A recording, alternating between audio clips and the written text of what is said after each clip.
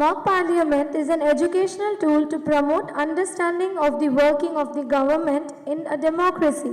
It is a stimulation of legislative proceedings in a parliamentary democracy. So now the students of NIM School of Law will act as parliamentarians, exhibit their knowledge, concern on some of the important issues taking place in the parliament. I would like to call Honorable Speaker, sir.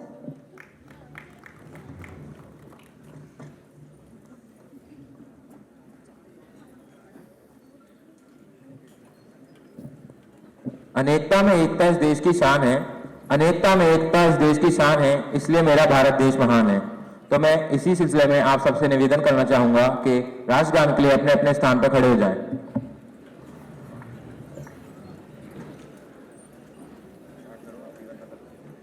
जनगण मन अधिनायक जय हे भारत भाग्य विधाता।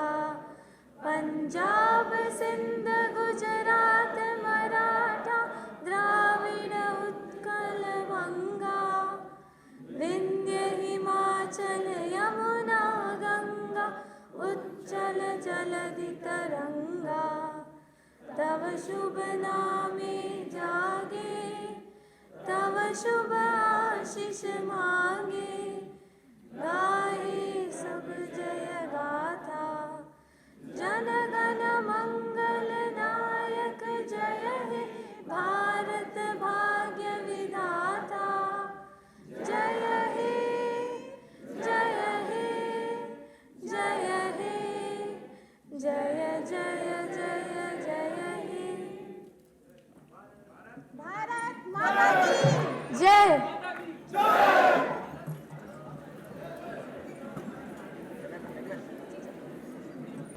We, the people of India, having solemnly resolved to constitute India into a sovereign, socialist, secular, democratic republic, and to secure to all its citizens justice, social, economic, and political, liberty of thought, expression, belief, faith and worship, equality of status and of opportunity, and to promote among them all fraternity, assuring the dignity of the individual and the unity and integrity of the nation. In our Constituent Assembly, this 26th day of November 1949, do hereby adopt, enact, and give to ourselves this Constitution. Thank you. We may now continue with the mock parliament. शीतकालीन सत्र की कार्रवाई शुरू की जाती है। Shri Rajiv Chandrashekhar ji, oath of affirmation.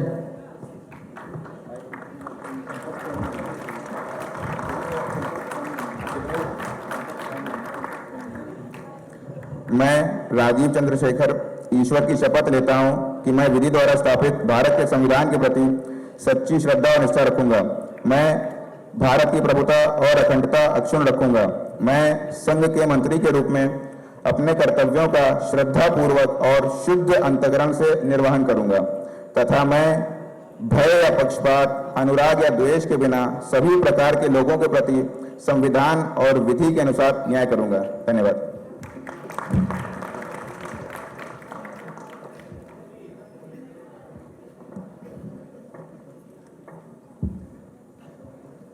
Shri Mansukh ji Mandaviya, oath of affirmation.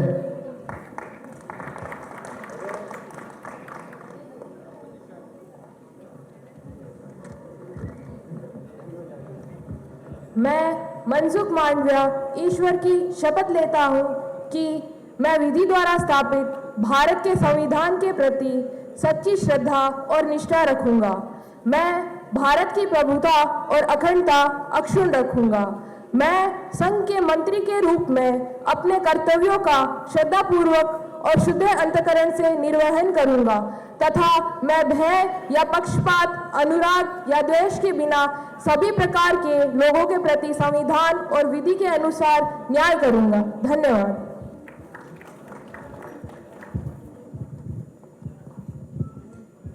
Firstly, we'll begin with the question hour. Question 301, भगवत मान सिंह जी। बहुत बहुत धन्यवाद अध्यक्ष महोदय, आपने हमें इस सभा में बोलने का मौका दिया। तो मैं हेल्थ मिनिस्टर से पूछना चाहूँगा, कोविड-19 फैलने के पश्चात देश में स्वास्थ्य परिचय प्रणाली को सुधार लाने के लिए आपने क्या क्या कदम उठाए? Honorable Minister of Health and Welfare.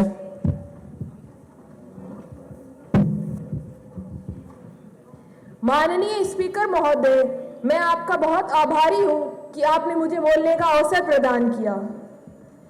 महोदय जी, जब आपने प्रश्न पूछ ही लिया है तो आपको इसका उत्तर भी जरूर दिया जाएगा। भारत सरकार ने देश में कोविड-19 प्रभावी प्रबंधन के लिए समग्र समाज दृष्टिकोण अपनाया है। गृह मंत्रालय भारत सरकार ने डीएम अधिनियम के प्रावधान के तहत देश में कोविड-19 प्रबंधन के विभिन्न पहलुओं पर 11 अधिकरण प्राप्त समूहों का गठन किया है ताकि आपातकालीन चिकित्सा, अस्पतालों की उपलब्धता, आइसोलेशन, क्वारंटाइन सुविधा, रोग निगरानी और प्रशिक्षण किया जा सके, आवश्यक चिकित्सा उपकरणों की उपलब्धता सुनिश्चित कराना, लॉकडाउन से संबंधित रणनीतिक मुद्दों सहित मुद्दों पर फास्ट ट्रैक सूचित निर्णय लिया जा सके। कोविड-19 मामलों के उपयुक्त प्रबंधन हेतु राज्य सरकार ने परामर्श से एक स्वास्थ्य सुविधा केंद्र व्यवस्था कार्यान्वित की गई है, जिसमें कोविड परीक्षा केंद्र CCC जो हल्के लक्षणों वालों मामलों के लिए परीक्षा प्रदान करते हैं। दूसरा, समर्पित कोविड स्वास्थ्य केंद्र DCHC जो मध्यम लक्षणों के रूप में क्लिनिकली सौंपे गए सभी मामलों के लिए परीक्षा प्रदान करेंगे। तीसरा, समर्पित कोविड अस्पताल DCHC जो मुख्य रूप से गंभीर लक्षणों के रूप में क्लिनिकली सौंपे गए सभी मामलों के लिए व्यापक परीक्षा प्रदान करेंगे।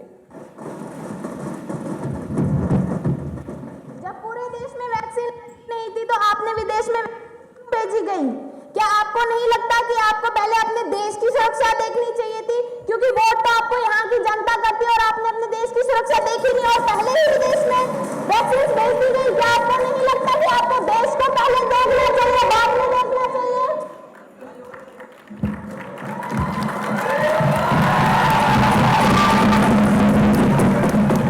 महोदय जी, आपकी जानकारी के लिए बता दूं कि जब भारत में वैक्सीन आई थी तब भारत की जनता वैक्सीन पर नहीं अफवाहों पर भरोसा कर रही थी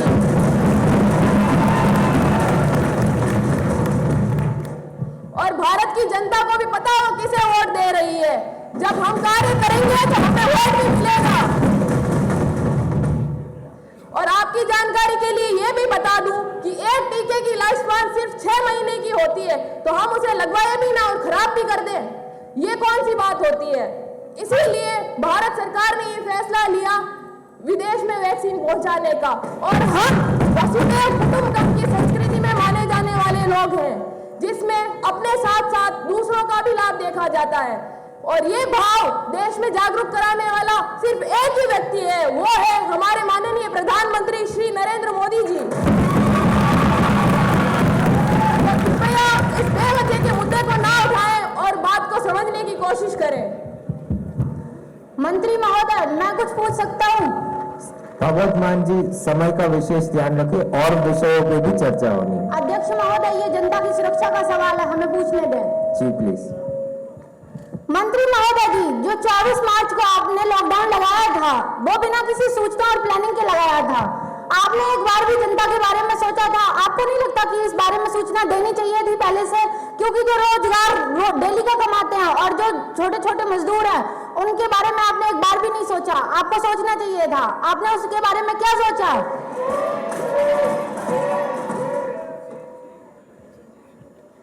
महोदय जी, सबसे पहले तो मैं आपका बहुत आभारी हूं कि आपने देश की जनता की इतनी चिंता जताई।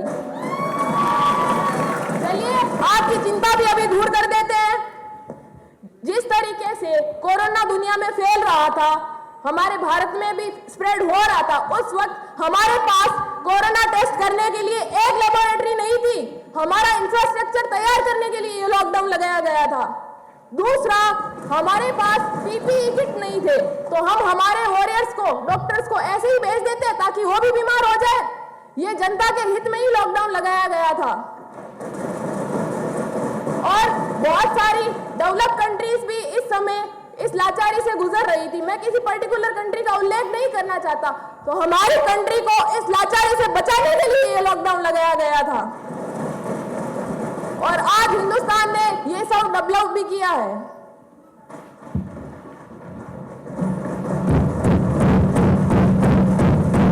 Question 302 Shri Shashi Saroj ji. Thank you, Chair Speaker, for granting me an opportunity to bring my party views on Economy 2021. Before that, I congratulate Mrs. Nirmala Sitharaman ji as she became a second woman who passed the budgets.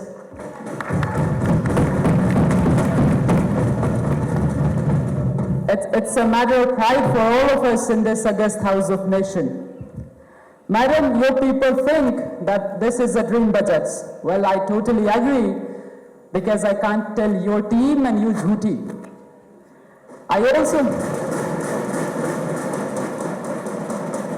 And I'm also agree, because dream is something which is totally diverse from the reality and very close to jumlebazi. I hope, madam, you are not among those who do jumlebazi. Chair Speaker, sir, I put my own mask off as I'm trying to unmask the government. They say, सरकार को इस बीमारी से एक बहाना तो मिल गया कि इसे मुंह छुपाने का बहाना मिल गया।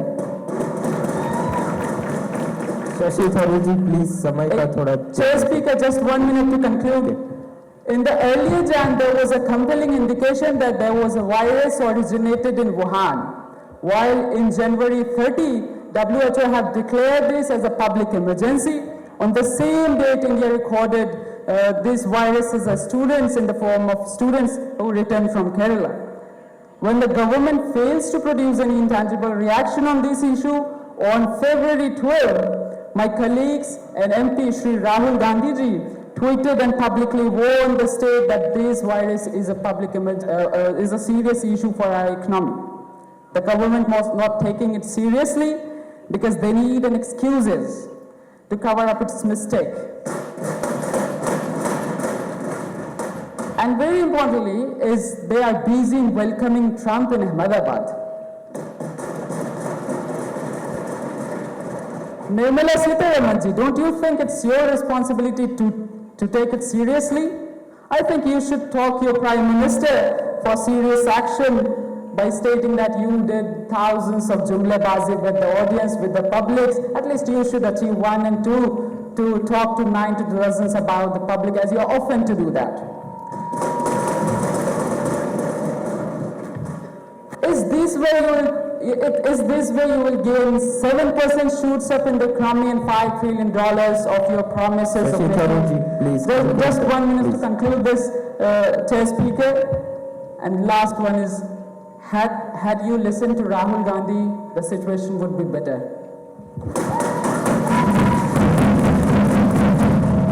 Honorable Minister of Finance.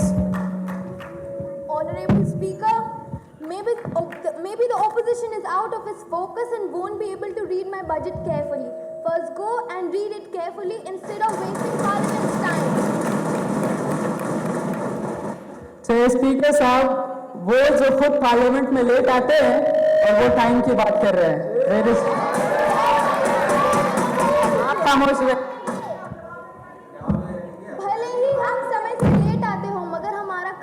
पर होता है महोदय। सांसद में शांति बनाए रखें प्लीज। सीतारमन जी कंटिन्यू करें। RBI in its latest monetary policy committee resolution of June 4, 2021 has projected India's real GDP to grow at 9.5% in finance year 2021 and 22. Government has been undertaking continuous measures for improving the investment climate and boosting the economic growth rate of economy. In finance year 2021 to 22, Government announced a special economy and comprehensive package of rupees 2,987 lakh crore under Atmanirbhar Bharat. To combat the impact of COVID-19 pandemic, to revive economic growth and to boost employment union. Budget 2020-21 has announced number of measures to support broad-based and inclusive economy development, including a 34.5% increase in capital expenditure and 137% increase in health expenditure. And government has also announced a relief package of rupees 6,000 crore. Thank you. क्या हमें मंत्री महोदय ये बताने की कृपा करेंगे? आप कहते हैं कि इकोनॉमिक डेवलपमेंट होना चाहिए, टूरिज्म को बढ़ाओ, एम्प्लॉयमेंट को बढ़ाओ, तो हमारा प्रश्न ये सब हम बढ़ा तो देंगे, लेकिन इसके लिए फंड भी तो अलॉटेड होना चाहिए। जब आपकी सरकार फंड भी अलॉट नहीं कर रही, हम टूरिज्म को बढ़ाएंगे कैसे? आप जितना बताती हो उतना अलॉट नहीं करती, और जितना अलॉट करती तो पहुंच क्यों नहीं रहा, दिख क्यों नहीं रहा?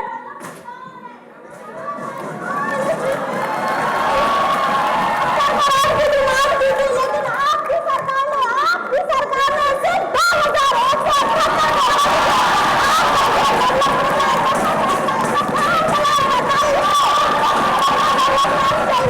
संसद में शांति बनाए रखें प्लीज। सीतारमन जी। महोदय पहले शांत होकर प्रश्न पूछा करें। आगे गिरना चाहिए। अरे प्रश्न तो शांत होकर पूछ लेंगे, ऐसा ना हो जुर्माना मांग रहे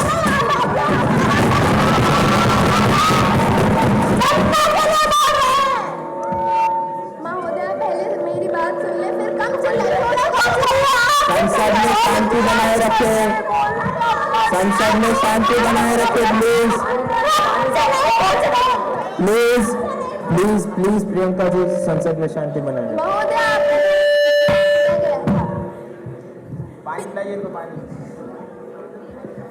पिछले वर्ष मिनिस्ट्री ने 3,178 करोड़ की डिमांड की थी, लेकिन कोविड के कहर के वजह से इतना फंड अलॉटेड नहीं हो सका, लेकिन सरकार ने 2,400 करोड़ अलॉट किए हैं।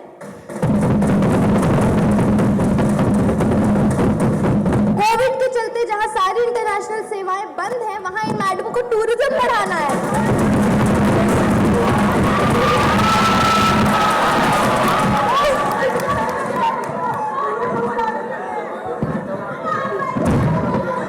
आपको बोलने का समय मिला था, बैठ जाइए।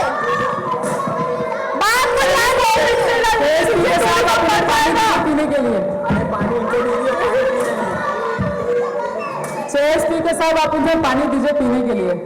बैठ जाइए, आपको बोलने आप का पानी दीजिए। आप पानी दीजिए। बेफालतू में please please please please please Sitharaman ji please continue करें। कोविड के चलते जहां सारी इंटरनेशनल फ्लाइट्स बंद है, वहां मैडम को टूरिज्म बढ़ाना है। सुन लीजिए। और जहां लोगों को अपने घर में रहने को कहा जा रहा है, वहां मैडम को टूरिज्म और डेवलपमेंट चाहिए। मैडम क्या इस बार हेल्थ स्ट्रक्चर पर ध्यान दे ले, कोविड बहुत ज्यादा बढ़ गया है। प्लीज प्लीज भगवत मान जी सीतारमन जी को कंक्लूड करने दे please. Still, we provide a total rupees of 1.1 lakh crore loan guarantee and scheme for sector affected by COVID-19, 50,000 crore for health sector, 60,000 crore for other sectors. Thank you. Question 303 Shri Hemant Tukaram.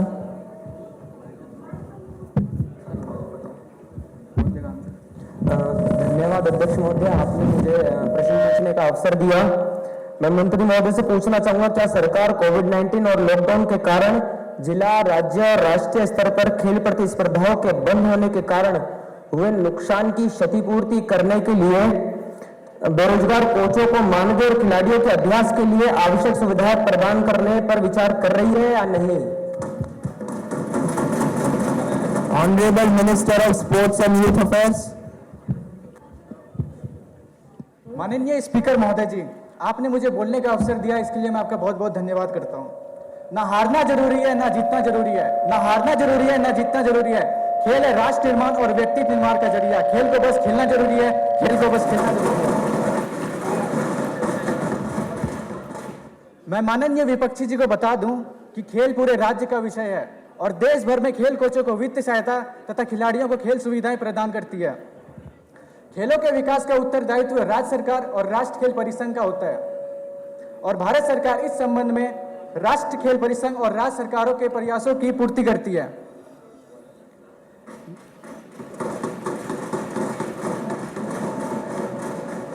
मैं माननीय विपक्षी जी को स्पष्ट करा दूं कि युवा कार्यक्रम और खेल मंत्रालय ऐसी किसी स्कीम का कार्यवाही नहीं कर रहा है जिसमें बेरोजगार कोचों के लिए मानदेय देने का प्रावधान हो। तथापि भारतीय खेल प्राधिकरण की विभिन्न स्कीम जैसे खेलो इंडिया तथा टारगेट ओलंपिक पोडियम स्कीम के अंतर्गत शामिल कोचों और खिलाड़ियों को उनकी पात्रता तथा अनुसार वित्तीय सहायता देना जारी रखा गया है। इसके अतिरिक्त लॉकडाउन की अवधि के दौरान खिलाड़ियों के पारंपरिक प्रशिक्षण को रोक दिया गया था। खेल स्थलों को पुनः शुरू करने के लिए मंत्रालय और साई द्वारा मानक संचालन प्रक्रिया जारी की गई है तथा इन मानक संचालन प्रक्रियाओं के अनुसार खेल सुविधाएं पुनः शुरू कर दिया गया है। धन्यवाद। मंत्री जी, सुन के बड़ा चंगा लगा जी कि आपको खेल जगत में युवाओं को लाने के लिए इतना ज्यादा आग्रह है।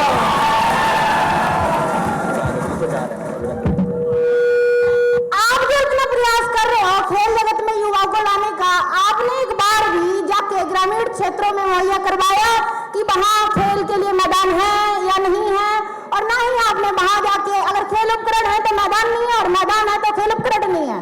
जरा आप देखेंगे इससे। मैं आपको स्पष्ट करा दूं कि सरकार इस संबंध में हर शहर हर गांव में स्टेडियम बनवा रही है तथा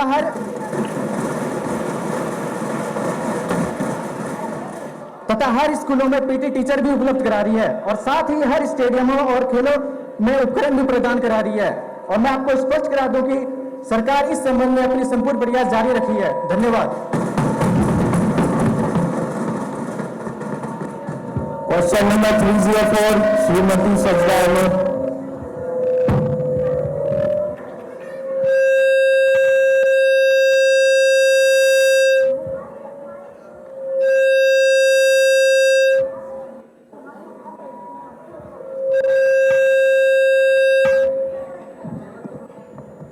Thank you, Mr. Chair Speaker, for letting me raise my concerns. I would like to draw the attention of the government towards a very important issue related to the Ministry of Electronics and Information Technology. So, will the minister be pleased to state that whether the government is aware of increased cyber crimes related to breach of privacy and fraud, and if so, the action taken in this regard. Honorable Minister of Electronics and IT. Thank you, Honorable Speaker. Going right to the question. With the rapid growth of internet coupled with anonymity, yes, there is a rise in cybercrime not only in India but the whole world. As per the information tracked to Indian Computer Emergency Response Team, that is CERT.in, a total number of 454, 472, 280 and 138. That is the phishing incidents that were observed during the year 2018, 2019, 2020, 2021, that is up to June.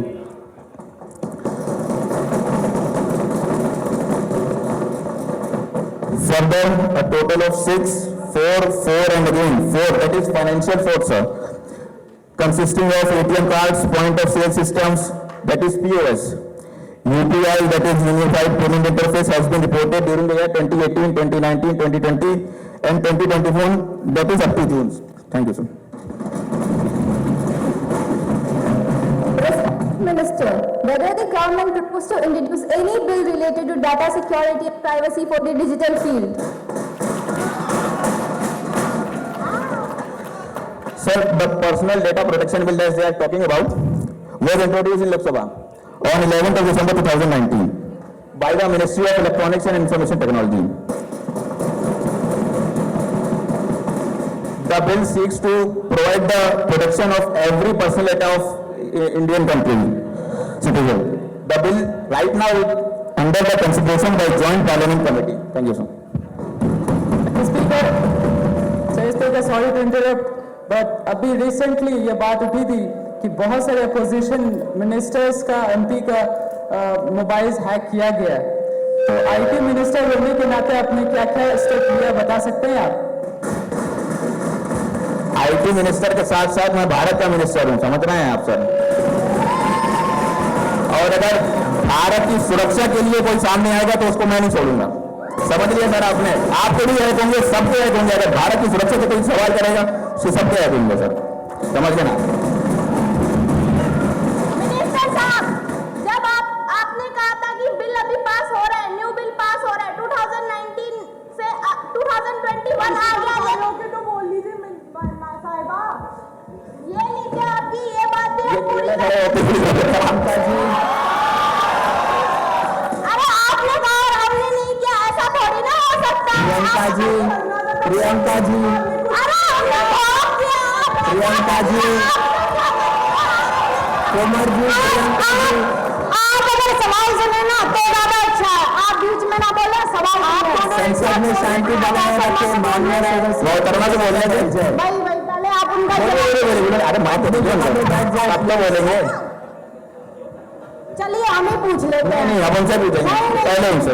ठीक है, हाँ, अभी भी खड़े होकर बोले, बैठे बैठे बोल रहे। फर्क क्या पड़ना है?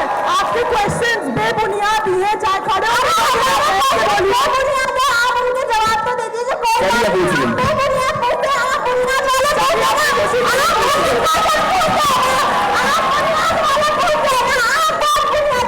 बहुत अच्छे हैं, बहुत ही अच्छे, आप हमारे इतना ख्याल रखना। आपको यही डालेंगे 15 साल और नहीं डालेंगे भैया।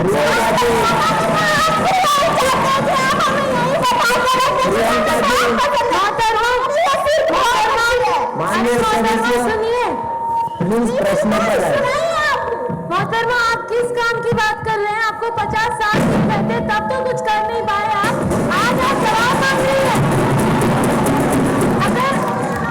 अब एक और है, सुनिए माननीय मंत्री महोदय, सुनिए मेरी बात सुनिए।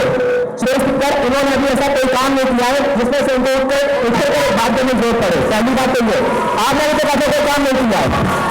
अगर काम नहीं किया होता और दूसरी बात ये बैठ कर बोलेंगी और आप तक बात पहुंचेगी।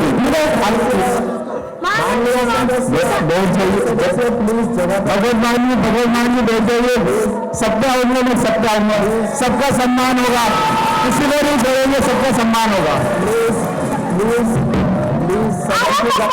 प्लीज सदन का ध्यान रखें प्लीज। और विषयों पर भी बात हो रही है प्लीज, एक छोटा सा ही प्रश्न है, और विषयों पर भी बात हो रही है। Priyanka ji please please. जी बिल्कुल प्रश्न पूछ सकते हैं, नहीं, और विषयों पर भी बात होनी है प्लीज। लेकिन ये जनता के हाथ में क्वेश्चन नंबर 3 आपकी नली जी, हम जनता के हक में पूछ रहे हैं। स्पीकर साहब, हम जनता के हक में पूछ रहे हैं। जनता का हक छीनने वाले जनता का पूछ रहे हैं। ऐसा नहीं होना चाहिए। स्पीकर साहब प्लीज, हमारा सिर्फ यही क्वेश्चन है कि वो बिल अभी तक पास क्यों नहीं हुआ? तो आपने बोला था कि ये माइक के लिए बोल रहे थे ना। 2019 में बिल ला रहे थे, तो किसी कारणवश रह गया था। 2021 में भी बिल नहीं आया। ये 15 लाख वाला जुमला तो नहीं है जो 15 लाख देने की रकम कर रहे थे। रेडी 15 लाख अभी पैसे की बहुत लगी रहती है आप लोगों को। हाँ, अच्छा बिल की बात करिए आपने। बिल की आप लोगों की वजह से दिसंबर 11 2019 को बिल ज्वाइंट पार्लियामेंट्री कमेटी में गया था। कहिए तो अभी पेश करवा के अभी पास करवा देता हूँ। बताइए, मेजोरिटी हमने बताया आपको बिल पास करने की मेजोरिटी हम लोग के पास अभी पेश अभी होगा, अभी पास होगा। बताइए, सिर्फ एक जवाब और देना चाहते हैं हम। सवाल पूछे, जवाब नहीं देंगे आप लोग, जवाब नहीं देंगे आप लोग। आपके प्रश्न कभी नहीं खत्म होंगे, बैठ जाइए। सरकार की नींव तो हमने रखी थी ना, बाद में तो खड़ा हो गया आपकी सरकार। आपकी नींव तो बहुत ही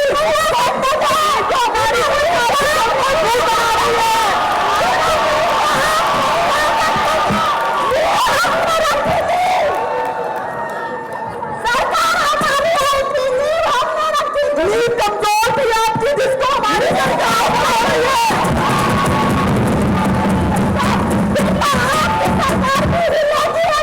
आपका गिर गए कोई? मोहतरमा सिर्फ आप ही हैं क्या कांग्रेस से बोलने के लिए? आपकी पार्टी वाले चुप क्यों हैं?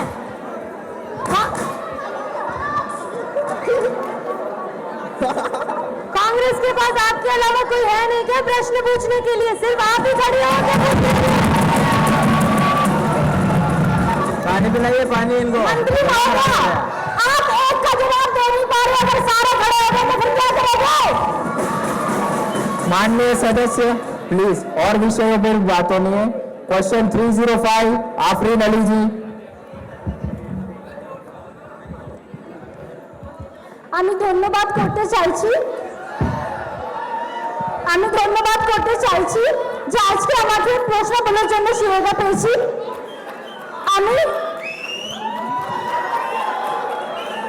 আমি মাননীয় রেলমন্ত্রী মহাশয়ের কাছে জানতে চাইছি কি দূরপাল্লার ট্রেনগুলিতে চুরি, লুট বা অন্যান্য অপরাধের মামলা কোনো বৃদ্ধি হয়েছে? যদি হয় তাহলে গত 8 বছর দরুন অঞ্চল অনুসারে অনুক্রম কতগুলি মামলা দায়ের করা গেছে?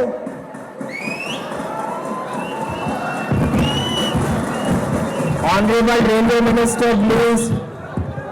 सबसे पहले तो मैं अध्यक्ष महोदय का धन्यवाद करना चाहूंगा और महोदया को बताना चाहूंगा कि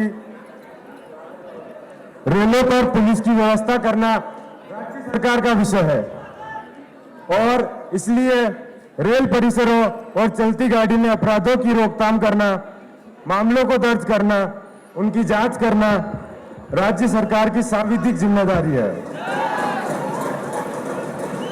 क्वेश्चन नंबर 307 नवनीत राणा जी। धन्यवाद अध्यक्ष महोदय जी, आपने मुझे इस सवाल में सवाल पूछने का अवसर दिया है। तो मैं ट्रांसपोर्ट मंत्री जी से जानना चाहती हूँ कि चार धाम सड़क परियोजना अभी सुप्रीम कोर्ट ने जहां 20 मीटर सड़क की कटनी थी चौड़ाई, उन्होंने 4.5 मीटर नहीं 5.5 मीटर सड़क की पर्यावरण विधि कहते हुए उस पर रोक लगाई है। तो क्या फिर 5.5 मीटर सड़क 20 मीटर सड़क बनेगी? इसके लिए सुप्रीम कोर्ट में अप्लाई करेंगे? मेरा आपसे इतना पूछना है। Honourable minister of road and transport. आदरणीय स्पीकर महोदय, सम्मान्य सदस्यों ने जिस सड़क का उल्लेख किया है वो देश के इतिहास की बहुत ही महत्वपूर्ण सड़क है। ये चार धाम प्रोजेक्ट ने बद्रीनाथ, केदारनाथ, गंगोत्री और यमुनोत्री को ऑल सीजन यानी कि साल भर हम कभी भी वहां आ जा सकते हैं। अभी हम फिलहाल 6 महीने जा सकते हैं। भारत सरकार ने ये बहुत ही महत्वपूर्ण प्रोजेक्ट लिया है। हमारे आदरणीय प्रधानमंत्री श्री नरेंद्र मोदी जी ने इसका भूमि पूजन करके इसकी शुरुआत भी की है। मैं आपको बता दूं, इस प्रोजेक्ट में कुल 12,000 करोड़ रुपए लगे हैं और इसमें कुल 53 पैकेजेज हैं, जिसमें से 13 पैकेजेज जो हैं वो ऑलरेडी प्रोसेस में है और 40 जो है उन पर ऑलरेडी काम शुरू हो चुका है। 13 पैकेजेज जो है उसमें से 5 जो है वो इको सेंसिटिव जोन से जाते हैं और 5 जो है वो बाईपास हैं।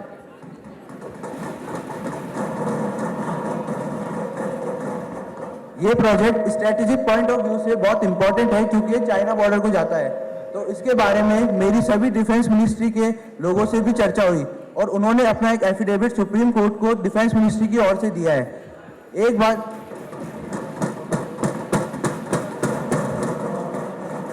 जरूर है कि इकोलॉजी और इन्वायरमेंट ये भी इंपॉर्टेंट है और डेवलपमेंट भी इंपॉर्टेंट है, पर हम अगर अभी डेवलपमेंट की चिंता करें, रोड बड़े हो रहे हैं, ट्रैफिक बढ़ रहा है और ट्रैफिक बढ़ रहा है तो पेड़ों को ट्रांसप्लांट भी कराना पड़ेगा। तो मैंने ये कहा है कि पहली प्रायोरिटी की चाहे कितने भी पैसे लगे पेड़ों को ट्रांसप्लांट कराना है।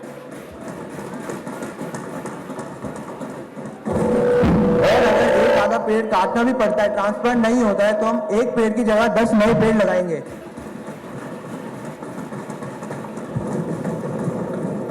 तो निश्चित रूप से हम ये इको सेंसिटिव जोन में एनवायरनमेंट को भी प्रोटेक्ट करेंगे और डेवलपमेंट भी करेंगे।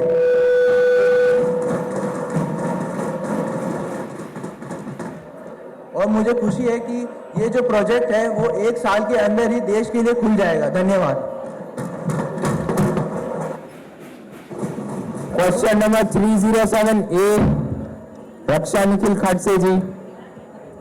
धन्यवाद अध्यक्ष महोदय जी कि आपने इस महत्वपूर्ण विषय पर मुझे प्रश्न पूछने का अवसर प्रदान किया।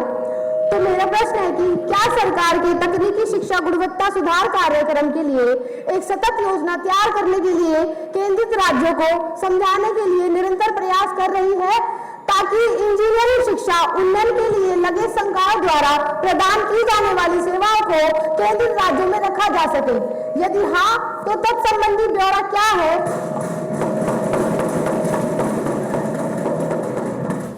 Honourable minister of education. धन्यवाद सभापति महोदय जी। मैं माननीय श्रीमती रक्षा निखिल खड़से को बता देना चाहता हूं कि भारत सरकार यह सुनिश्चित करने के लिए निरंतर प्रयासरत कर रही है कि फोकस राज्य सरकारें तकनीकी शिक्षा गुणवत्ता सुधार कार्यक्रम के लिए एक सुस्थिर योजना तैयार करें।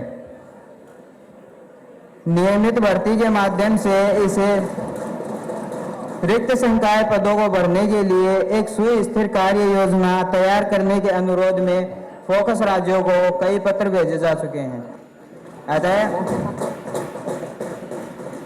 अतः आप चिंता ना करें, इन्हें जल्द से जल्द भर दिया जाएगा रिक्त पदों को। धन्यवाद। Question number 308, Shri Rahul Gandhi ji.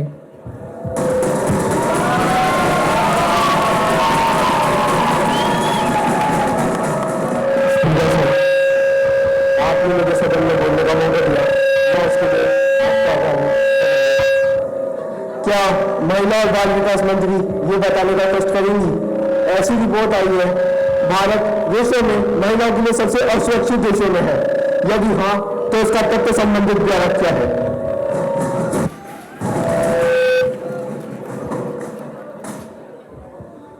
Honourable minister of child and human welfare. Honorable Speaker, I rise today after 4.5 years as a parliamentarian, trying to address issues before me. In 20 months as a minister, I have served my country, my people and my position. मैं स्मृति ईरानी माननीय महोदय के द्वारा पूछे गए प्रश्न का सही और सटीक जवाब इस प्रकार देना चाहूंगी कि ऐसी कोई भी सूचना मंत्रालय के ध्यान में नहीं आई है। मंत्री जी, मैं आपको बीच में रोकने के लिए क्षमा चाहूंगा, लेकिन अगर आपके पास ऐसी रिपोर्ट आती तो जनता के लिए मेरे को आपसे प्रश्न करने की जरूरत नहीं पड़ती। I'm coming to your point, sir. Have patience. NCRB अपराधों की सूचना का संकलन करता है। पुलिस और कानून व्यवस्था भारत के कॉन्स्टिट्यूशन के 7th शेड्यूल के तहत के विषय हैं। नागरिकों के जानमाल का संरक्षण करने की जिम्मेदारी प्राथमिक रूप से संबंधित राज्य सरकारों की है। इसके बावजूद केंद्र सरकार महिलाओं की संरक्षा और सुरक्षा सुनिश्चित करने को उच्च प्राथमिकता देती है। माननीय महोदय जी, आप इस बात से तो भली भांति अवगत होंगे कि जितनी भी वर्किंग वुमेन है जिनको असमय आना जाना होता है, उनकी सेफ्टी के लिए ट्रेनिंग सेंटर स्टार्ट किए गए हैं और हमें इस बात की खुशी है कि आपको फिक्र है। पर आप अगर ये भी जानकारी रखते तो बेहतर होता कि सिर्फ महिलाओं के लिए पिंक बसेस का इंतजाम किया गया है और लेजिस्लेचर ने ऑलरेडी बहुत कानून बना रखे हैं, पर सोसाइटी को ना तो उनका डर है ना पालन होता है। तो आप इससे ये तो समझ गए होंगे कि गवर्नमेंट अपना पूरा प्रयास दे रही है और आप इससे भी अवगत होंगे कि प्राइमरी क्लासेस से ही जूडो कराटे क्लासेस शुरू करवाए जाते हैं। I would also like to bring your kind consideration that women need to be considered as human beings first and foremost. We should have equal rights, security and safety. To maintain that, we have made amendment in several acts, like in Criminal Act 2018, where punishment for rape of women has increased from minimum 7 years to 10 years. In Dowry Prohibition Act, it has amended that the time for restoration of dowry to women be reduced from 1 year to 3 months. तो आप इससे ये तो समझ गए होंगे कि सरकार अपना पूरा प्रयास दे रही है। वे लॉ बदल सकते हैं पर अपनी सोच नहीं बदल सकते। Women don't need to fight on voice. They have their voice and they need to feel to be empowered to use it. So please work in that direction before putting false allegation on the government. Thank you, sir.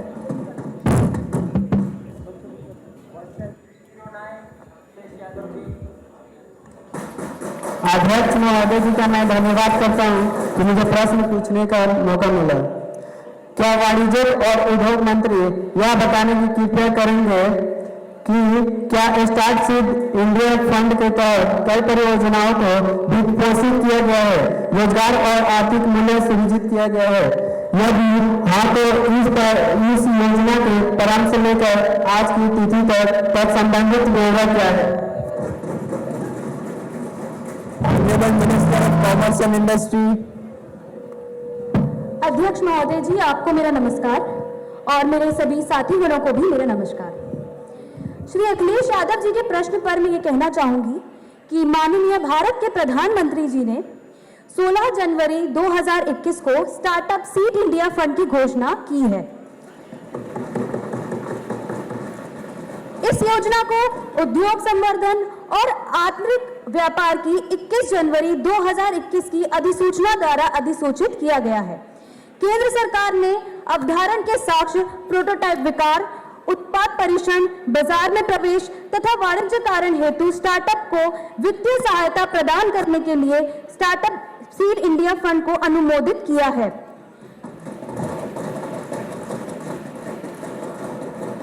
Startup seed India fund startups को 945 करोड़ रुपए के corp से वित्तीय सहायता प्रदान करेगी, जिसे देश भर के चयनित इंक्यूबेटर्स के जरिए वर्ष 2021 से 2025 के दौरान संवितरित किया जाएगा।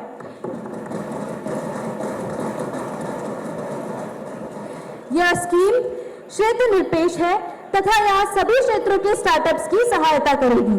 इस स्कीम से स्टार्टअप्स और इंक्यूबेटर्स के लिए स्टार्टअप पोर्टल पर सतत आधार पर केंद्रीय साझा आवेदन उपलब्ध होगा। इस योजना को 1 अप्रैल 2021 से संचालित कर दिया गया है और इंक्यूबेटर्स और स्टार्टअप्स हेतु आवेदन करने के लिए एक ऑनलाइन पोर्टल तैयार किया गया है। महोदय जी, आपकी सरकार ने किन राज्यों में कितना फंड अलॉट किया है, क्या आप बताएंगे? जी बिल्कुल, अभी तक कुल 30 करोड़ राशि स्वीकृत राशि अलॉट हो चुकी है, जिसमें से कुछ बताती हूँ आपको। जैसे forum for innovation research and entrepreneurship Goa में, जिसकी स्वीकृत राशि है 3 करोड़ रुपए। Association of lady entrepreneurs of India Telangana में, जिसकी स्वीकृत राशि है 2 करोड़ रुपए। ऐसे कुल 30 करोड़ स्वीकृत राशि अलॉट हो चुकी है।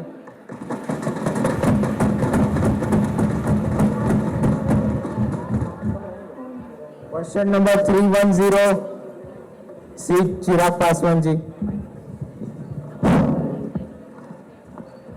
सर्वप्रथम मैं आदरणीय अध्यक्ष महोदय का धन्यवाद देना चाहता हूं कि उन्होंने मुझे विरोधी पार्टी से सवाल उठाने का अवसर दिया। तो मेरा प्रश्न माननीय रक्षा मंत्री महोदय से है और मैं अनुग्रह करूंगा। आप लोग हैं सर, हम लोग तो रूलिंग पार्टी। अरे सर, जो भी सुंदर आप बता रहे बात मत करें, आप ना बोले, शांत रहे। हम क्यों ना बोले सर? तो मेरा प्रश्न माननीय रक्षा मंत्री महोदय से और मैं अनुग्रह करूंगा। और हाँ, मैं बताना चाहूंगा कि मुझे इनसे अनुग्रह करने की जरूरत इसलिए पड़ रही है। नहीं हमारे से नहीं, क्योंकि उन्होंने अभी तक कहीं पर भी स्पष्ट तरीके से इन सवालों का जवाब नहीं दिया। और मजे की बात तो ये है कि इनकी सरकार ने सोशल मीडिया को मुद्दा बनाया और अभी तक इनके सवाल का जवाब उसके बाद पहले सुनने तो आप भी सुनिए ना। मजे की बात तो ये है, आप सुनिए, आप जवाब देने की तारीफ के बीच में बोलते हैं, जरा शांत रहो।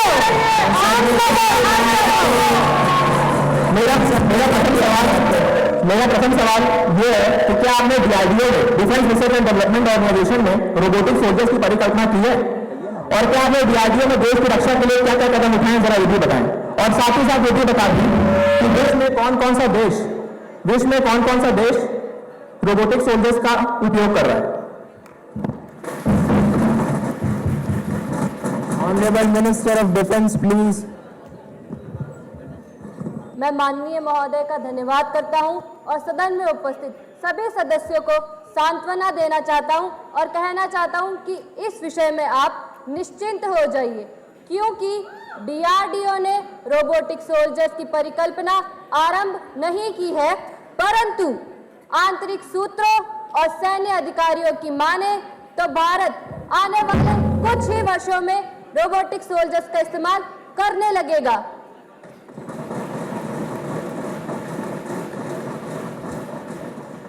एक रोबोट सैनिक दुश्मन को चकमा देगा और उसका साथी रोबोट सैनिक दुश्मन का खात्मा कर देगा। अरे अध्यक्ष, माननीय अध्यक्ष महोदय, ये तो फ्री फायर टाइप का गेम नहीं लग रहा है कि कोई आएगा, साथ ही साथ रिवाइव भी कर दीजिए आप, अगर आपको ऐसा लग रहा है तो। माननीय महोदय, आप मेरे जवाबों को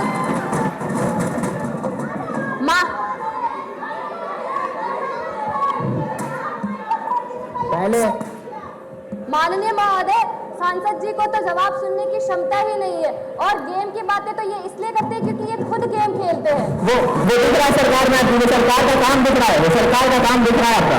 माननीय महोदय, आप मेरे जवाब को तो सुनिए पहले। सुन तो रहा हूँ मैं, तभी तो जवाब दे रहा हूँ आपको। आप सुनने की क्षमता ही नहीं रखते और बीच बीच में आप राजनाथ जी, चलिए पूरा कर लीजिए, पहले पूरा कर लीजिए, समय का विशेष ध्यान रखें, प्लीज कंक्लूड करें। और माननीय उनका कोई नहीं बनता, खत्म करने दीजिए, उसके बाद आप बोलिएगा, ठीक है। सदन में शांति बनाए रखे प्लीज। राजनाथ जी प्लीज।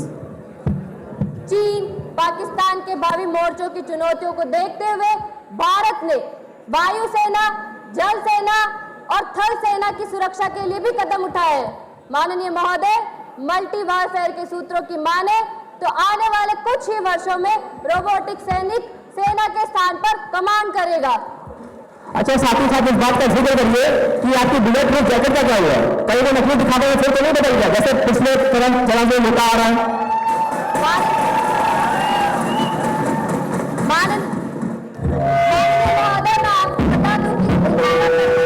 परंपरा आपकी सरकार की, हमारी सरकार की परंपरा दिखावा करने की नहीं है। हमारी सरकार सिर्फ और सिर्फ काम करती है। माननीय महोदय, आप मेरे जवाबों को तो सुनिए, आप बीच बीच में क्यों खड़े हो जाते हैं? अच्छा, तो बुलेट प्रूफ जैकेट का जिक्र नहीं किया, कहीं पर है तो नहीं, कहाँ पर है ये बुलेट प्रूफ जैकेट? माननीय महोदय, आप मेरे जवाब को तो सुनिए, आप बैठ तो जाइए। आप संसद का समय बर्बाद कर रहे हैं, साफ बात में सीधे समय बोले तो। संसद का समय तो आप बर्बाद कर रहे हैं, आप बीच में खड़े हो जाते हैं, हमें जवाब आपकी सरकार ने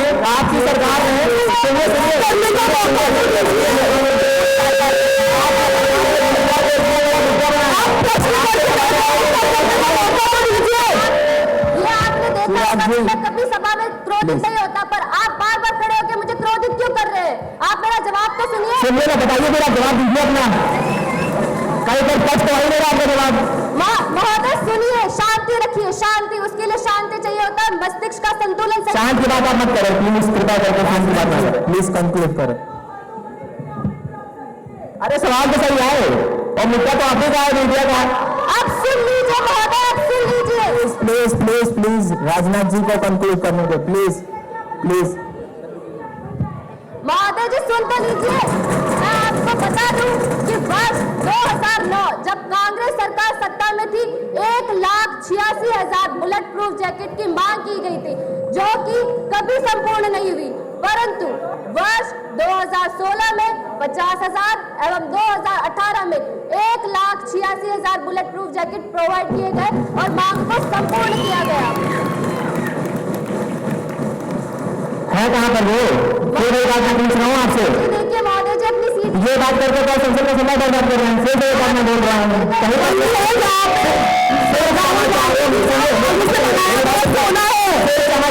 यही लिखा गया है कि क्या होगा, कहाँ किया गया, कैसे होगा, सब ठिकनापन है, सब ठिकनापन है। हमारी सीट के नीचे नहीं है, सीट के नीचे होगा कैसे? वो तो सैन्य दल को दिया जाता है, आपके लिए तो हम बुलेट। कहीं पर डिस्कस नहीं है, कहीं पर डिस्कस नहीं है। महोदय जी, आप जाके अपने सूत्रों से पता कीजिए कि बुलेट प्रूफ जैकेट प्रोवाइड किए गए हैं कि नहीं। 1,86,000 बुलेट प्रूफ जैकेट प्रोवाइड किए गए हैं। आपकी सरकार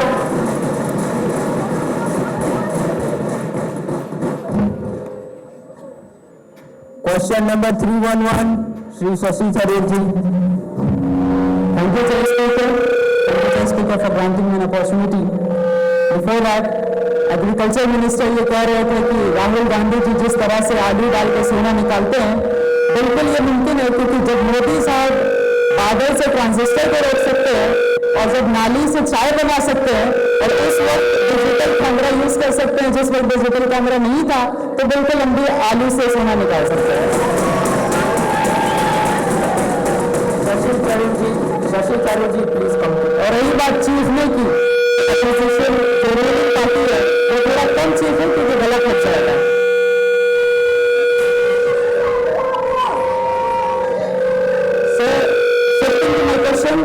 Will the Ministry of Home Affairs be pleased to state that whether the government have collaborated with non-profit organization for COVID relief or it's supposed or intended to do that?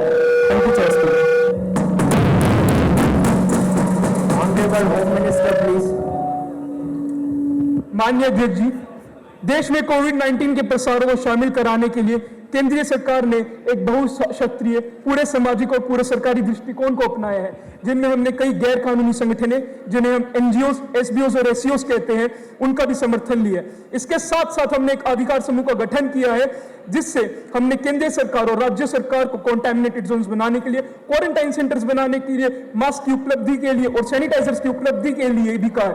हमने कई guidelines जारी करी है जिससे एक Covid से हम लड़ पाए। आजादी के बाद देखा गया कि कई महामारी आई, कई कुदरती आपदाएं आई, आमतौर पर केवल और केवल सरकारें लड़ा करती थी, पर नरेंद्र मोदी सरकार ने हमारी भारतीय जनता को किस इस प्रकार शामिल किया कि सरकारें तो लड़ी ही लड़ी, पर लड़ी हमारे देश की 130 करोड़ की जनता। अब बैठ जाइए महोदय, आपको बोलने का। स्पीकर, मैं होम मिनिस्टर से रिक्वेस्ट करूंगा कि मैं और मेरी पूरी पार्टी कोई बहरा नहीं है, आप आराम से बात करें, हम आराम से सुनेंगे। आपके साथ हमने बहरों के सामने चीखा जाता है, बहरों के सामने चीखा जाता है, आराम से बैठे। प्लीज आप पानी दे प्लीज होम मिनिस्टर के पद का सम्मान करें प्लीज जी। तो सदन सदस्य, मैं आपको ये बताना चाहूंगा, हमारी पार्टी काम में बिलीव करती है, शोर में नहीं। इतिहास गवाह है, आने वाले समय में जब भी जनता कर्फ्यू बोला जाएगा तो ये समय स्वर्णिम अक्षरों में लिखा जाएगा, क्योंकि जनता को हम साथ में लेके आए, आप नहीं। 70 साल आपने क्या किया? आपकी जनता केवल और केवल भाषण देने में यकीन करती है, जबकि हमारी जनता काम करती है और हमारी सरकार उनका साथ देती है।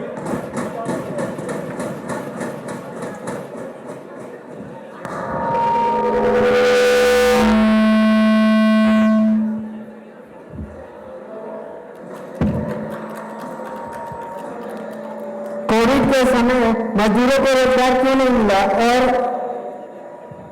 और क्या उन लोगों को रोजगार की जरूरत नहीं था? हाँ, मैं ये जरूर मानूंगा कि कोविड के कारण, कोरोना के कारण हमारे मजदूर भाई बहनों जरूर सफर किया, पर मैं ये जानना चाहूंगा, क्या उनकी जान जरूरी नहीं थी?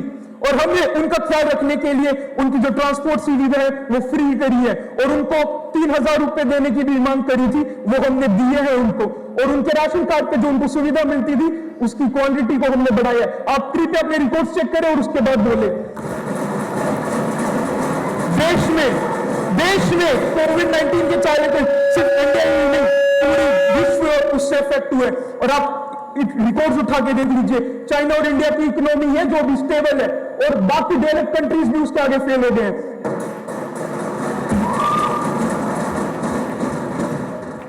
Now we will begin with the legislative business will be taken up.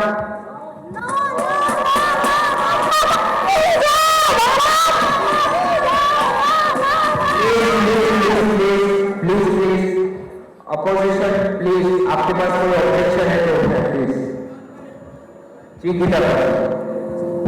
Natural disaster से जो फार्मर्स का लॉस हो रहा है और क्रॉप इंश्योरेंस के थ्रू जितना एरिया का इंश्योरेंस कराया गया है, उस हिसाब से आपकी सरकार हमें मुआवजा क्यों नहीं दे रही है? भगवत मान जी।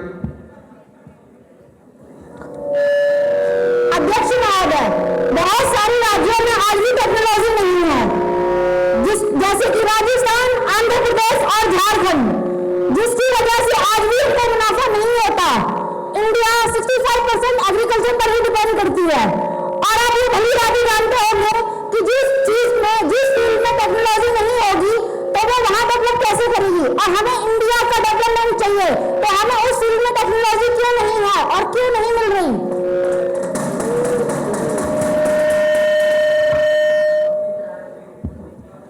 किसानों के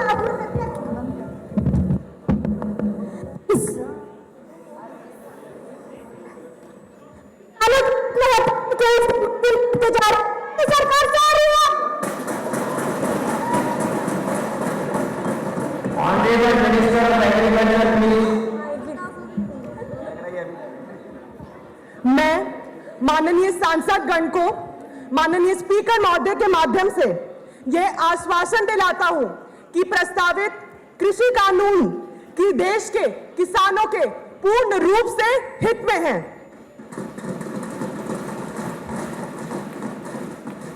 The Farmer New Bill 2021 would be comprising of 5 chapters and 20 sections, in which we have ensured various provisions like prohibition of encroachment of green belt area by real estate companies by criminalizing their acts, option for loan available to the needy farmers, and also providing for strict punishment to the middlemen found guilty of cheating poor and innocent farmers.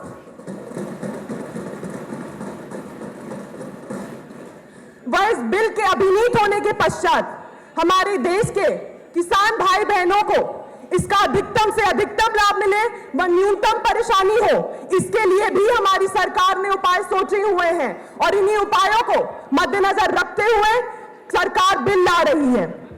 प्रथमतः अगर किसी भी real estate की स्थापना से कृषि भूमि का नुकसान होता है तो उसका रियल एस्टेट को भारी जुर्माना देना होगा व यह दंडित भी करार किया जाएगा। हम कदापि भी अपनी भूमि के साथ छेड़छाड़ सहन नहीं करेंगे। दूसरा, हम इन बिल के माध्यम से कृषि क्षेत्र में नई कंपनियां लाएंगे, परंतु ये मैं आश्वासित करता हूं कि इन कंपनियों में किसान व उनके भाई, उनके परिवार वालों से ही सम्मोहित होकर बनेंगी।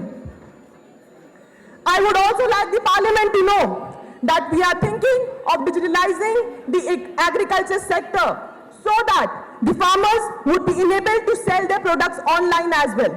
Although I do accept it is quite difficult, but we are determined to make it happen.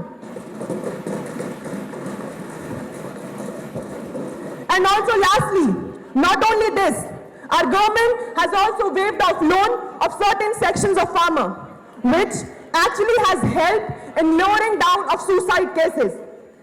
And similarly, the said bill would be containing provisions for providing loan to the needy farmers such that it is beneficial for them, and that too without them being bothered about the interest rates, so that they do not fall in the vicious debt trap by the big money lenders. Dhanyavad.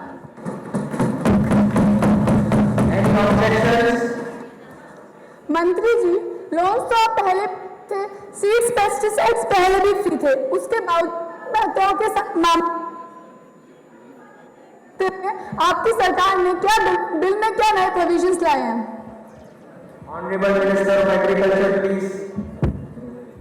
जी बिल्कुल, पहले भी सरकारें seeds pesticides प्रदान कराती थी, परंतु मैं यह पूछना चाहता हूं, क्या आज तक किसी भी सरकार ने इंटरेस्ट फ्री लोन्स प्रोवाइड कराए हैं?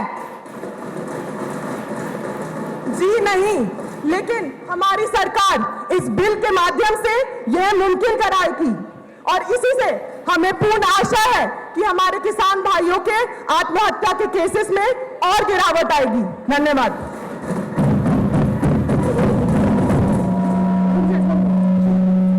मंत्री जी, आपने प्राइवेट कंपनी को लेकर जो बात की थी, आपने एक बार भी सोचा प्राइवेट कंपनी जब किसानों को उनसे फसल लेती है उस वक्त तो उसके दाम बहुत ज्यादा कर देती है, लेकिन जब उनको बीज के लिए फसल देती है तो उनके दाम बहुत ही ज्यादा कर देती है और जब उनसे बहुत ही कम कर देती है, लेकिन जब उनके लिए आपके बिल में उसके लिए कोई प्रोविजन है? जी लगता है आपकी जुबान लड़खड़ा गई है। अरे हमारा आपका बिल देखो, हमारी जुबान लड़खड़ा गई क्योंकि आप बिना इंटरेस्ट के हमें दे रहे हैं। आज तक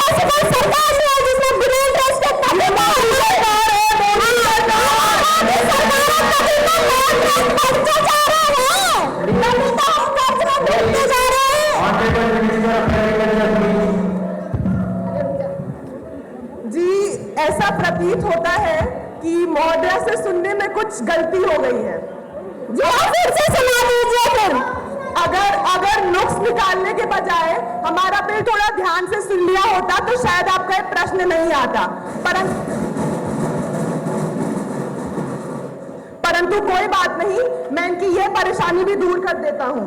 हमने कदापि भी ये नहीं कहा है कि हम कृषि क्षेत्र को प्राइवेटाइजेशन की ओर ले जा रहे हैं। हमारा कहने का सिर्फ और सिर्फ यह तात्पर्य था कि हम किसानों को एक साथ एक समूहित तरीके से करेंगे ताकि एक रेगुलाइज्ड वे में चीजें प्रोसीड हो।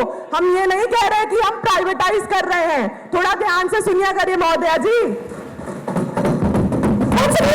लेकिन दाम तो इतने ही रहेंगे ना, लोग तो किसानों को ही होगा ना, उसका जवाब मांग रहे हैं हम आपसे।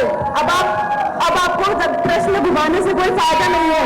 हम हमारे लिए नहीं घुमा रहे हैं। Priyanka ji please stand.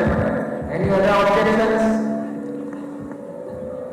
मंत्री जी बिल के प्रोविजन सुन के तो हमारा दिल ही खुश हो गया।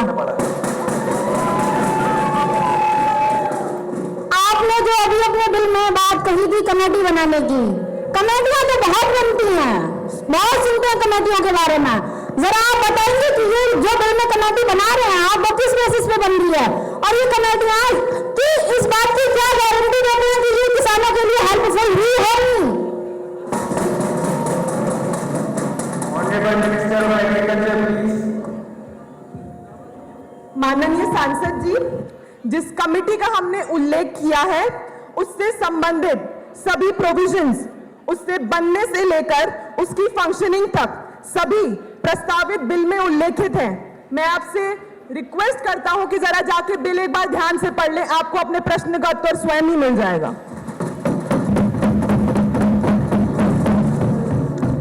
अध्यक्ष महोदय, एक सवाल और था जी। यस,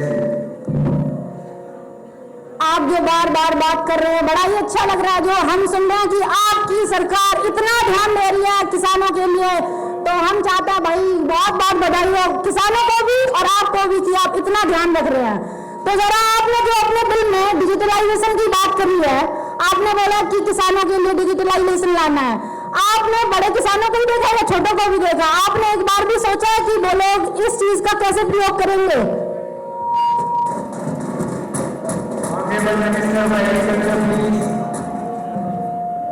माननीय सांसद जी, मैं आपसे पूछना चाहूंगा कि कब तक ये कह के कि पिछड़ा वर्ग, छोटे लोग, छोटे किसान आज की नई तकनीकों से अवगत नहीं है, हम ऐसा कब तक कहते रहेंगे? अगर हम जब तक नई टेक्नोलॉजी नहीं लाएंगे हम कैसे देश आगे बढ़ाएंगे? जब तक हम नई टेक्नोलॉजी नहीं लाएंगे, उनकी हमारे देश के लोगों को, छोटे किसानों को उनको नहीं सिखाएंगे, देश आगे कैसे बढ़ेगा? कृपया बेबुनियाद के वो ना उठाएं। मंत्री जी, आप जो बात कर रहे हैं ना बड़ा ही सही लग रहा है, पर आप कृपया करके ये 15 लाख वाला जुमला दोबारा ना करें। टेक्नोलॉजी लाके किसान बनी रह जाए, 200 रुपए में भी अपनी रोजी रोटी ना कमा पाते, जरा इसी का ध्यान रखें।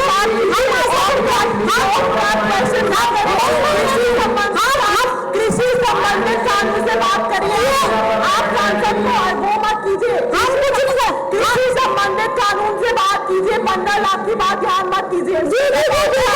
बस बात ये है ना कि हम ये चाहते हैं ना कि आप अपना संसद अपने पास सुरक्षित रखें।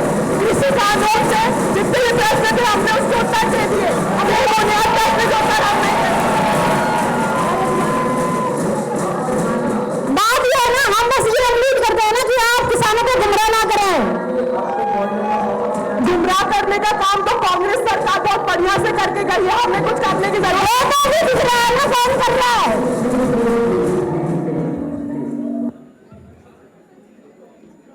Now the question is whether the need to pass the bill to be granted. Those who are in favor will please say aye, and those who are against will please say no. Those who are in favor, aye. Those who are against, no. I think ayes have it, ayes have it, ayes have it.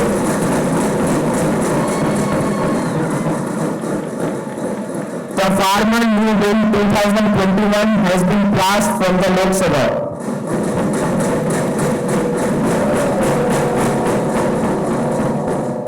will now begin with the question hour.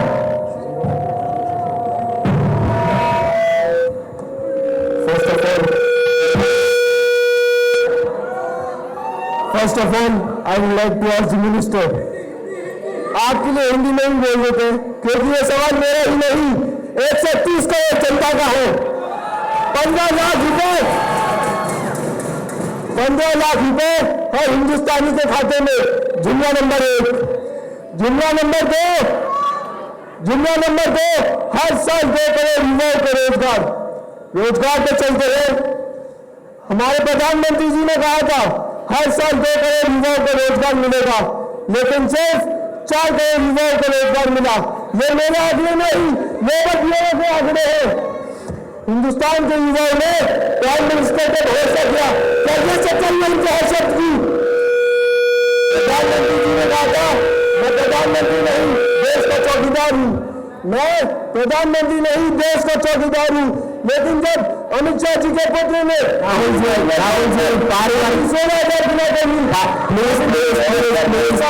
Please Rahul ji पारिवारिक संबंधों पर टिप्पणी नहीं।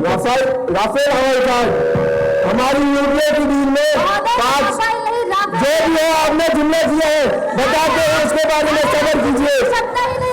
Rafale हवाई जहाज हमारी UPA की deal में 520 करोड़ रुपए प्रति जहाज था, लेकिन पता नहीं इनकी किससे क्या बात हुई। जब प्रधानमंत्री जब फ्रांस गए वहां पता नहीं ऐसा क्या जादू हुआ, जब वहां से लौटे 1600 करोड़ रुपए प्रति जहाज हो गया।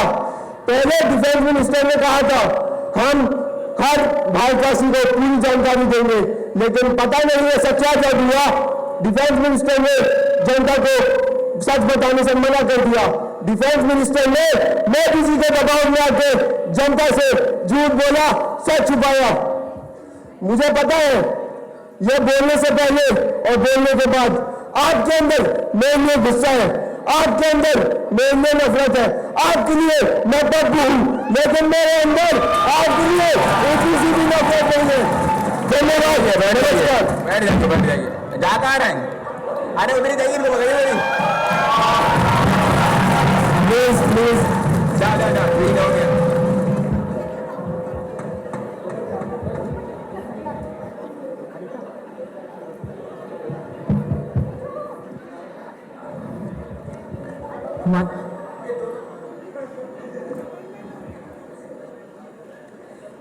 देश में नफरत की राजनीति का बोलबाला है, आम लोगों का निकल चुका दिवाला है।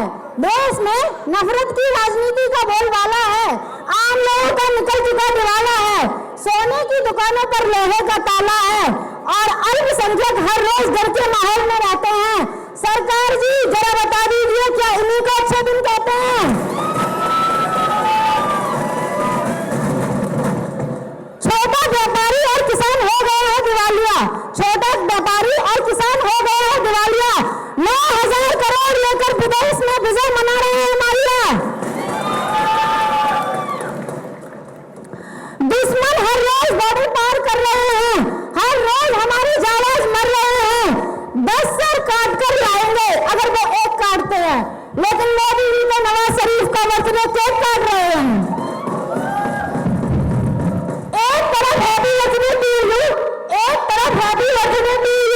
दूसरी तरफ खून के दरिया बहते हैं। मोदी जी जरा बता दीजिए क्या इन्हीं को अच्छे दिन कहते हैं?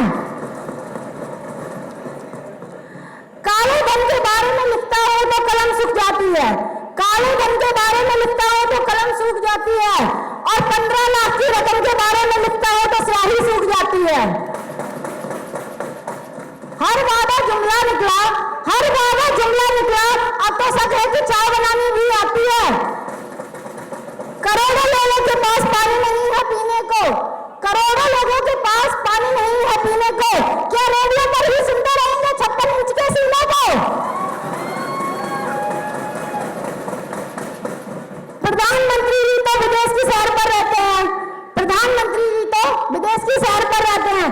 चलिए प्रधानमंत्री जी किसी विदेशी रैली के जरिए ही बता दीजिए क्या ये इन्हीं को अच्छे दिन कहते हैं? अब बारी पंजाब की आती है, अब बारी पंजाब की आती है। पंजाब में सरेआम नशा बिकता है, पंजाब में सरेआम नशा बिकता है। एक बाप अपने नौजवान बेटे की कफन पर प्रधानमंत्री जी के लिए मेमोरेंडम लिखता है। क्या अभी भी आपको कुछ गलत नहीं दिखता है? क्या अभी भी आपको कुछ गलत नहीं दिखता है?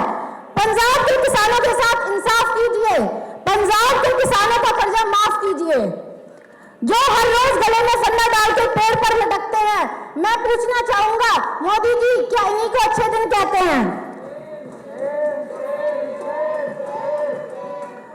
और सरकार जी कोरोना जैसी महामारी को भगाने के लिए क्या उपाय बताते हैं? दिए जलाकर थाली बजाते हैं, दिए जलाकर थाली बजाते हैं। बात सरकार जी क्या बात है, इन्हीं को अच्छे दिन कहते हैं।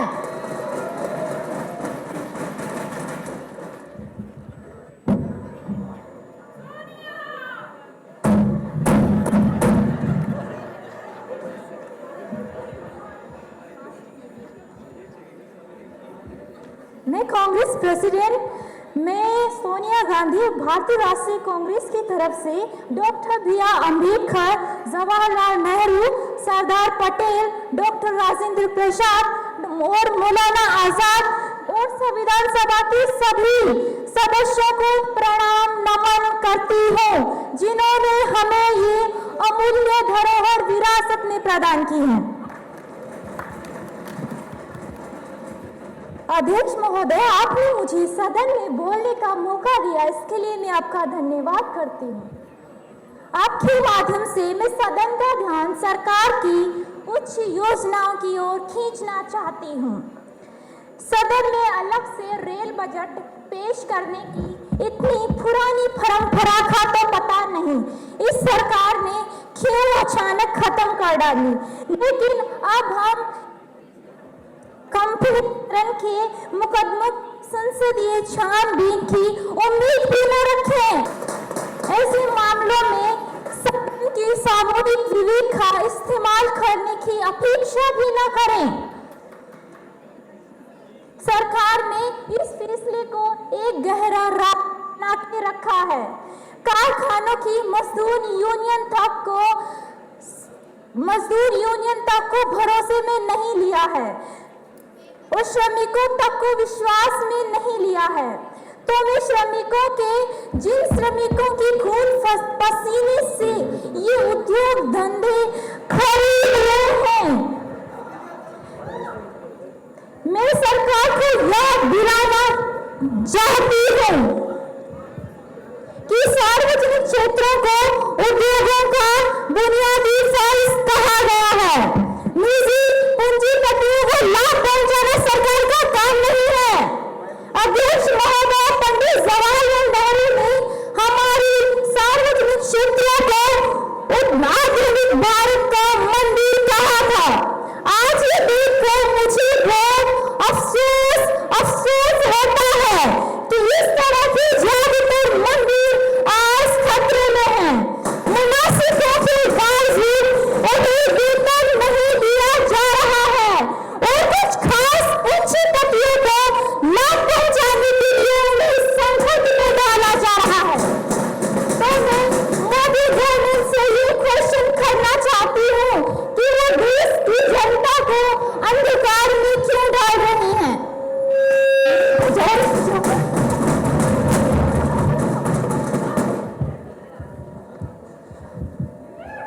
मेरा प्रश्न माननीय प्रधानमंत्री से कि आपने 14 नवंबर 2016 को कहा था कि यदि आप डिमोनेटाइजेशन का निर्णय गलत निकला तो आप किसी भी सजा का सामना करने के लिए तैयार रहेंगे। खैर, आखिरी में जाकर आरबीआई ने कहा कि काले धन का खत्म करने पर डिमोनेटाइजेशन का मामूली से कम प्रभाव पड़ा है। तो डिमोनेटाइजेशन ने हासिल क्या किया, ये बताएं। और हाल ही में एक कैबिनेट मंत्री ने लोकसभा में कहा कि आपकी सरकार ने नोटबंदी के सामाजिक और आर्थिक प्रभाव को मापने की भी जहमत नहीं उठाई। इस पर क्या कहेंगे आप?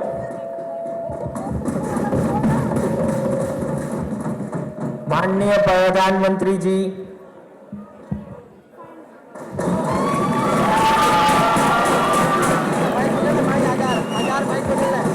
हेलो सर,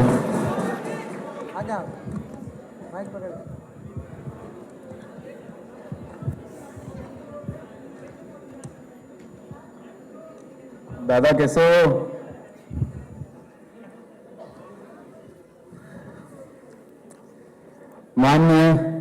अध्यक्ष महोदय जी, प्रियंका जी को वहां बैठने में इतना मजा आ रहा है कि खड़े होकर जवाब भी नहीं दे पा रही है। प्रियंका जी रुकिए। प्रियंका जी वहीं आपको 15 साल नहीं रहना आगे तक, आपका रिकॉर्ड नहीं होगा। ये सब जनता के हाथ में है, आप वहीं रहेंगे। आपको वो सीट बहुत प्यारी है, आपको वही मिलेगी आगे। धन्यवाद आपका, बहुत बहुत धन्यवाद। जी बिल्कुल, आभारी हैं हम आपके। यहाँ आपको बोल भी नहीं रहे। रुकिए प्रियंका जी, मैं आपको रहूंगा, आपका सम्मान करूंगा मैं। रुकिए, किसी को नहीं समझना, रुकिए आप। अध्यक्ष महोदय जी, माननीय अध्यक्ष महोदय जी, यहां पर राफेल विवाद को छेड़ा गया। राफेल के नाम पर देश को गुमराह करना कोई इनसे सीखे। बिना किसी सबूत चिल्लाते रहते हैं। देश की जनता बनी वाली जानती है, सत्य का गला घोटने की कोशिश की जा रही है, इसलिए आप वहां हैं और हम यहां हैं।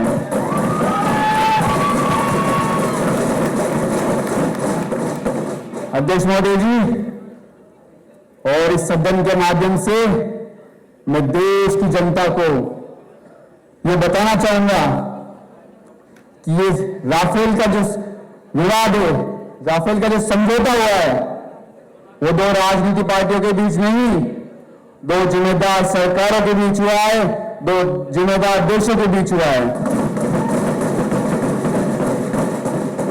और पूरी पारदर्शिता को देखते हुए हुआ है। और मेरी प्रार्थना है कि देश के इस संवेदनशील मुद्दे पर यह बचकाने बयान ना दे। महोदय, अध्यक्ष जी, आंखों की बात करने वालों की आंखों की हरकतों को आज पूरा देश टीवी पर देख रहा है। कैसे आप खोली जा रही है, कैसे बंद की जा रही है, पूरा देश, पूरा हिंदुस्तान टीवी पर देख रहा है। ये आंखों का खेल यहाँ नहीं चलता। 130 करोड़ जनता है, वो बताएगी कि यहाँ कौन बैठेगा, वहां कौन बैठेगा। आंखों का खेल यहाँ नहीं चलेगा।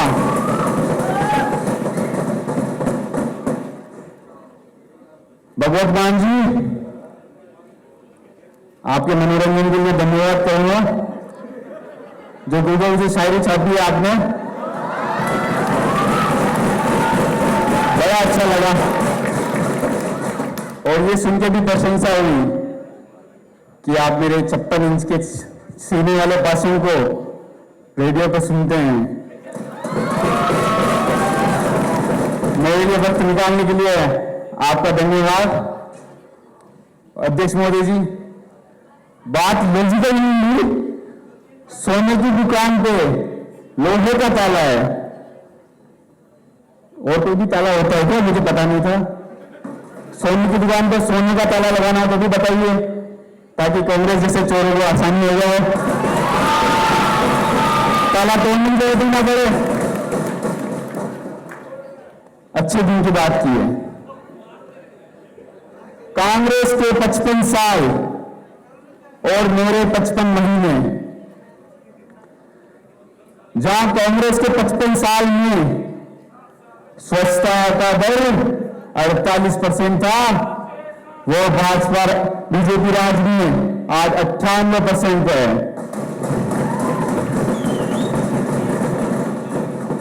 पिछले 55 महीने में जो 10 करोड़ शौचालय बने हैं, और जो कहते हैं ये सरकार अमीरों के लिए है, तो मुझे खुशी है।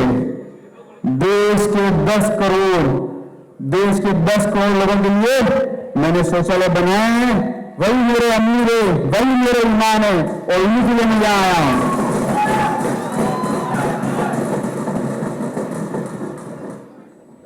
पिछले 70 सालों में जहां 18,000 गांवों में बिजली नहीं थी, वहां आज के टाइम में बिजली है। क्या इससे अच्छे दिन नहीं जाएंगे आप? हमने पिछले 40 साल में जो किसान भाई और बहनों को फर्टिलाइजर्स और डीएपी के दामों में 150 से 300 रुपए तक की गिरावट बीजेपी सरकार लाई है। कैसे अच्छे दिन मिल जाएंगे? आपने शौचालय तो बनाए लेकिन उन्हें पानी नहीं दिया। घर घर पानी पहुंचाने और साथ साथ सिंचाई, वो शौचालय की सुविधा एक का निर्माण बहुत अहम है। भारतीय सरकार ने 550,000 करोड़ की जल शक्ति पूर्ति मिनिस्ट्री जलापूर्ति योजना शुरू की है, जो जल्द ही आपके पास पहुंचेगी।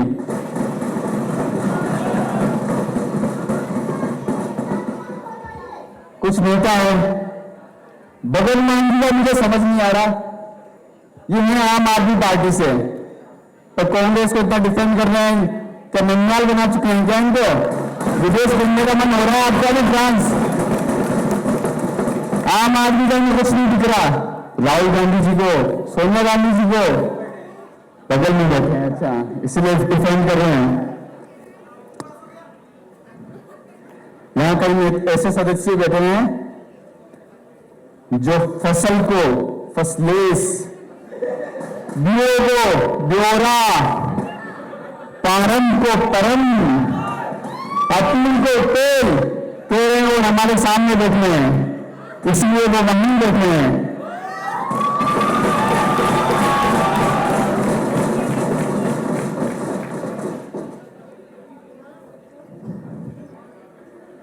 राहुल गांधी जी का समझ आता है, पर पढ़े लिखे नेता शशि थरूर जी वो भी आलू डालकर सोना निकालने की बात कर रहे हैं। जब इनके अध्यक्ष, इनके नेता एक तरफ से आलू डालकर, अभी के टाइम में एक तरफ से आलू डालकर दूसरी तरफ से सोना निकालने की सोच रख रहे हैं, तो क्या हम कोरोना जैसे महाकाल में दिया जलाकर, बर्तन बजाकर देशवासियों के बीच एक देश भावना उत्पन्न नहीं कर सकते?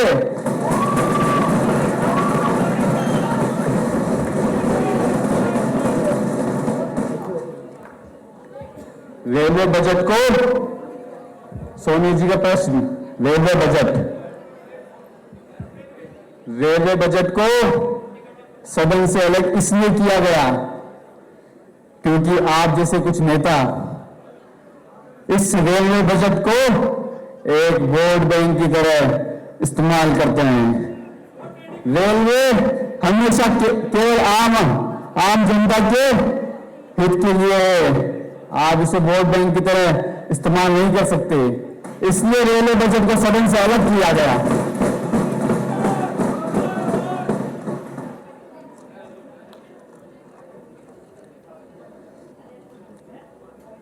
इस सदन को आग्रह करता हूं, आपने मुझे बोलने का मौका दिया, मैं आपका बहुत आभारी हूं।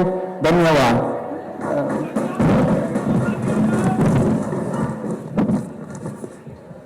आज की सदन की कार्रवाई यहीं समाप्त की जाती है।